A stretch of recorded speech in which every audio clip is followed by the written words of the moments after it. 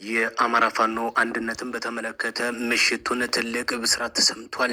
የአማራ ፋኖ ብሔራዊ ንቅናቄ የተመሰረተ ሲሆን የአማራ ፋኖ አንድነትም እውን ሆኗል። አንድነቱን በተመለከተም ሰበር መግለጫ ተሰጥቷል። ከአንድነት ምስረታው ጎን ለጎን ደግሞ በተደረገው ውጊያ ከጎጃም ቀጠና ሰበር የድል ዜና ተነግሯል። በተመሳሳይ በሸዋ ቀጠናም ታሪካዊ ድል ተፈጽሟል። የወልቃይት አስተዳደርን በተመለከተ ደግሞ ሰበር ዜና ተሰምቷል። በርካታ የአማራ ወጣት ወልቃይት ብረሳ ቀኝ ትርሳኝ እያሉ የሞቱለትን ወልቃይት ጠገዴን መልሶ ለትነግ ወያኔ ለማስረከብ በብልጽግና በኩል መወሰኑ ተረጋግጧል። በሌላ በኩል የአሜሪካው ፕሬዚዳንት ዶናልድ ትራምፕ በአባይ ጉዳይ ጊዜ ጠብቀው ካርድ መዘዋል። በዝርዝር እንመለከት። መረጃው ለሁሉም እንዲደርስ ደግሞ እናንተም ቪዲዮውን ላይክ፣ ሸርና ሰብስክራይብ እያደረጋችሁ እስከ መጨረሻው አብራችሁን ቆዩም። የአማራ ፋኖ ብሔራዊ ንቅናቄ መመስረቱ የተነገረ ሲሆን የአማራ ፋኖም አንድነት እውን ተደርጓል። የአማራ ፋኖ አንድነትን በተመለከተም ሰበር መግለጫ በአርበኛ አስረስ ማረ ተሰጥቷል። የአማራ ፋኖ መሪዎችን መምረጡም የታወቀ ሲሆን በየአቅጣጫው ያለው የአማራ ሰራዊትም አንድ መደረጉ ታውቋል።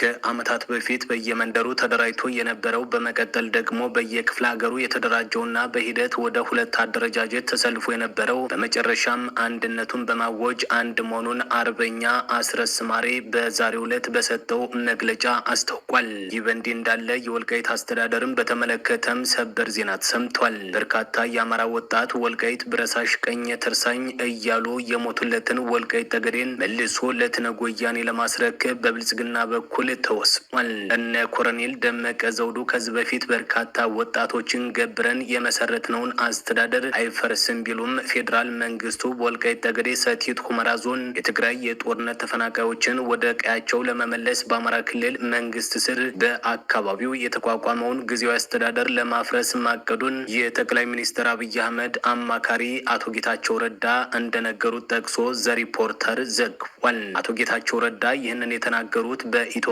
የአሜሪካ አምባሳደር ሄርቪን ማሲንጋ ጋር ከትናንት ወዲያ በሁመራ ጉብኝት አድርጎ ከተመለሰ በኋላ መሆኑን ዘገባው አመላክቷል። ሆኖም የፕሪቶሪያው የግጭት ማቆም ስምምነትን ለመተግበር ትብብር እንደሚያስፈልግ ጌታቸው መግለጡንም ዘገባው ጠቅሷል።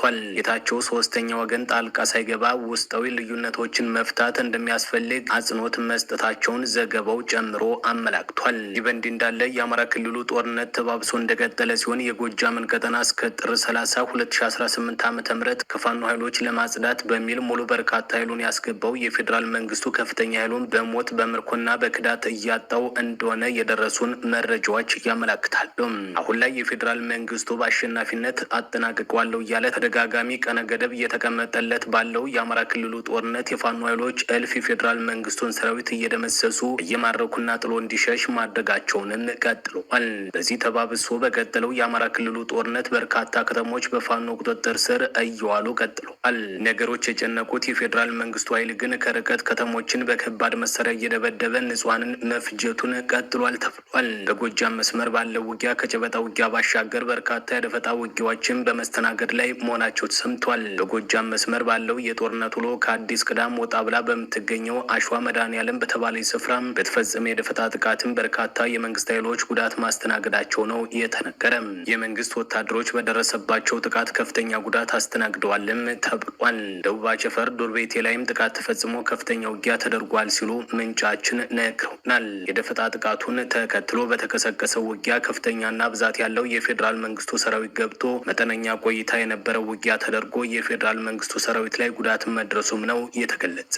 በከፍተኛ የምሽግ ቁፋሮና የፌዴራል መንግስቱ ሰራዊት የከፋ የፍርሃት ሽርጉድና መንቆራጠጥ ጭንቅ ውስጥ የገባችው ደብረ ማርቆስ ከተማ ከሆነውና እየሆነ ካለው ሁሉ ሊሆን የታሰበውና በፌዴራል መንግስቱ ሰራዊት በኩል ያለው ጭንቅና የከፋ ጦርነት ዝግጅት ጭንቅና ፍርሃትን ፈጥሯል ተብሏል።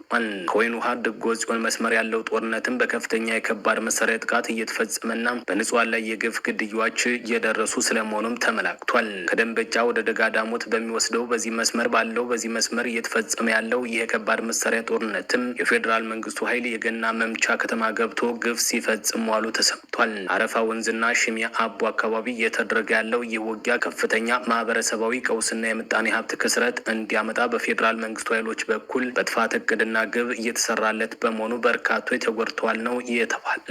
የአማራ ፋኖ ብሔራዊ ኃይል ምዕራብ አማራ ቀጠና የቴዎድሮስ እዝን 109ኛ ኮር 99ኛ ክፍለ ጦርን ቡድን ደግሞ ዛሬም እንደ ትላንቱ ደንበጫ ላይ የሚገኝን የመንግስት ሰራዊት አባልን ስቦ በማስከዳት ፋንታውን ሙጬና መለስ አበበ የተባሉ የ73ኛ ክፍለ ጦር ብሎም ከሚጠራው ሰራዊት 99ኛ ክፍለ ጦር ሻለቃ አንድን መቀላቀላቸውም ተነግሯል። ሌላው በሸዋ በተሰማው ዜና የፋኖ ኃይል የመራኛ አካባቢና የማሞ ቀበሌን አካባቢ መቆጣጠሩ ተሰምቷል። በዚህም በሸዋ ቀጠና ከባድ ውጊያ ተደርጎ ድሎች መመዝገባቸው ታውቋል። ዛሬ ጥር 9 2018 ዓ.ም በሸዋ ድራ ማሞ ቀበሌ ላይ የመንግስት ጥምር ኃይል ከፍቶት ነበር የተባለው ታላቅ የከበባ ሙከራ በፋኖ ኃይሎች የበላይነት መጠናቀቁም እየተነገረ ይገኛል። ፋኖን አፍኖ ለመደምሰስ በሚል የመንግስት ጥምር ሰራዊት ወደ ደራ ማሞ ቀበሌ የገባ ቢሆንም በፋኖ ተመቶ በርካታው ሙትና ቁስለኛ ከመሆኑ ባሻገር እርስ በርሱም ተመታቷል ነው የተባለ። ወደ ቀጠናው የገባው የመንግስት ኃይል የፋኖን የቆየ ስልት ለመቁረጥ በከፍተኛ ቁጥርና ትጥቅ ወደ ማሞ ቀበሌ ዘልቆ ሲገባ፣ የፋኖ ኃይሎች ግን የመንግስትን ትዕቢት ወደ ድንጋጤ ለመቀየር ስልታዊ ማፈግፈግ አድርገዋል።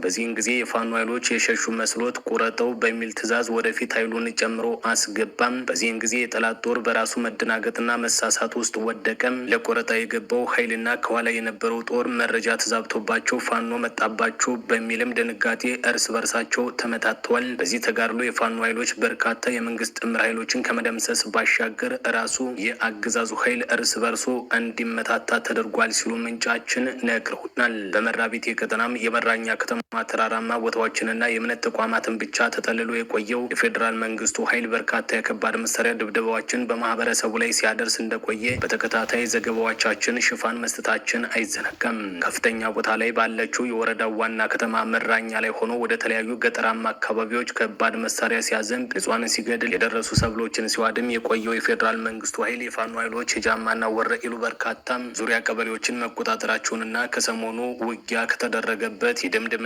ተጎር አካባቢዎች ወደ ከተማዋ የተጠጋ መሆኑን የሰማው የፌዴራል መንግስቱ ኃይል ከበባ ውስጥ መክተታቸውን በሰማበት ቅጽበት ዛሬ ሌሊት ሸሽቷል ተብሏል።